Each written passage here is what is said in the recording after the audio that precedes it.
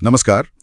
आज हम थोड़ा गहराई में जा रहे हैं रियलिटी शो ट्रेटर्स इंडिया से जुड़े कुछ सोर्स मटेरियल को लेकर। हाँ बिल्कुल। हमारे पास जो जानकारी है वो पर्दे के पीछे क्या चल रहा था, खिलाड़ियों के एक्सपीरियंस और कुछ ऐसी बातें बताती हैं जो शायद ऑन स्क्रीन उतनी क्लियर नहीं थीं। तो आज का मकसद है इन सोर्सेस से जो मेन पॉइंट्स निकल रहे हैं, जो डायनामिक्स हैं, उन्हें समझना। ठीक है, तो आइए शुरू करते हैं इसको समझना। बिल्कुल। और ये सोर्सेज दिखाते हैं कि रियलिटी टीवी का माहौल कैसा होता है।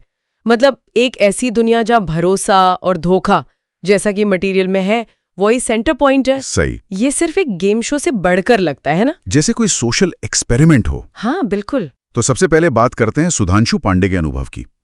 रिपोर्ट्स के मुताबिक उन्हें एक जाने माने फिल्म मेकर ने फिल्म ऑफर की थी। हाँ, ये बात आई थी सामने। लेकिन कथित तौर पर साथ में एक समझौता करने को कहा गया, जिसे सुधांशु ने मना कर दिया। सोर्स में उन्हें अनुपमा के मिस्टर डिग्निफाइड भी कहा गया है, तो उनकी एक इमेज है। हाँ, और यहाँ दिलचस्प बात ये है कि ये सिर्फ एक इंसिडेंट नहीं है। अच्छा। मतलब जैसा सोर्स इशारा कर रहा है, ये शायद इंडस्ट्री के उस प्रेशर को दिखाता है जहां लोगों को अपने सिद्धांतों और मौकों के बीच चुनना पड़ता है। सही कहा। और ये अनुभव, मतलब ये जो उनका स्टैंड था, वो शो के अंदर उनके गेम प्ले पर भी असर डालता होगा शायद। हाँ, ये हो सकता है। अच्छा, अब आते हैं अपूर्वा और उर्फी वाले मामले पर। हाँ, वो काफी कंट्रोवर्शियल रहा। रिपोर्ट्स में है कि अपूर्वा ने आरोप लगाया कि उर्फी ने चिल्लाकर कहा तुम्हारी औकात नहीं है। उर्फी ने अपना बचाव किया, लेकिन फिर यहाँ बात और इंटरेस्टिंग हो जाती है। कैसे? सोर्स के मुताबिक अपूर्वा ने बाद में माना कि स्क्रीन टाइम पाने के लिए उन्होंने कुछ झगड़ों को जानबूझकर बढ़ाया था। ओहो, ये तो बड़ा कन्फेशन है ना? ये एक जरूरी सवाल खड़ा करता है फिर। क्या? कि भाई रियलिटी शो में सच क्या है और स्ट्रैटेजी या पीआर क्या है? हाँ, वो लाइन कहाँ है? बिल्कुल।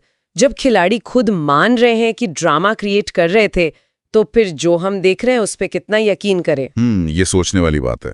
दर्शक क्या समझें इसे। सही। और इसी गेम प्ले और स्ट्रैटेजी की बात करें तो एक और एंगल है अपूर्वा का। हाँ। सोर्स बताते हैं कि कैसे उन्होंने कथित तौर पर बहुत जल्दी पहचान लिया था कि राज कुंद्रा ट्रेटर हैं। अच्छा। और इस बात से मुकेश छाबड़ा और महीप कपूर जैसे लोग भी हैरान थे। तो ये उनकी शार्पनेस दिखाता है गेम में। हाँ, या शायद गेम की समझ। और फिर मुकेश छाबड़ा का भी जिक्र है, वो जल्दी बाहर हो गए थे शो से। हाँ बिल्कुल। और उनका जो लेसन था, या जो उन्होंने कहा जाते हुए आप किसी पर भरोसा नहीं कर सकते। बिल्कुल।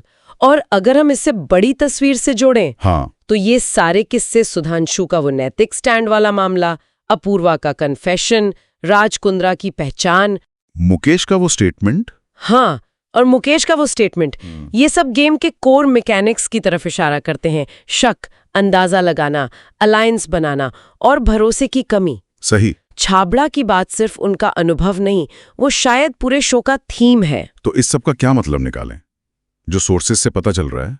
मतलब यही कि एक तो जबरदस्त ड्रामा है। हाँ, वो तो है। दूसरी नैतिक दुविधाएं हैं, जैसे वो कथित कास्टिंग काउच वाली बात। तीसरी, रियलिटी और परफॉर्मेंस के बीच की लाइन बहुत धुंधली है। और सबसे बड़ी बात, इस शो के सेंटर में ही ट्रस्ट और बिट्रियल है, विश्वास और विश्वासघात। बिल्कुल, ये गेम का हिस्सा भी है और शायद इंसानी फितरत का भी। सही कहा। तो ये सब जानने के बाद श्रोताओं के लिए सोचने को क्या है? हाँ, एक जरूरी सवाल। ये सोर्सेज जिस तरह से मैनिपुलेटेड रियलिटी और स्ट्रैटेजिक ड्रामे पर फोकस करते हैं, उसे देखते हुए ये सोचना चाहिए कि हम दर्शक इस रियलिटी को कैसे देखते हैं, कैसे इंटरप्रेट करते हैं। अच्छा पॉइंट है। क्या हम जानते हैं कि ये सब मिलावटी है और फिर भी एंजॉय करते हैं, या कहीं ना कहीं इसे असली मान लेते हैं? इस पर सोचना वाकई दिलचस्प होगा।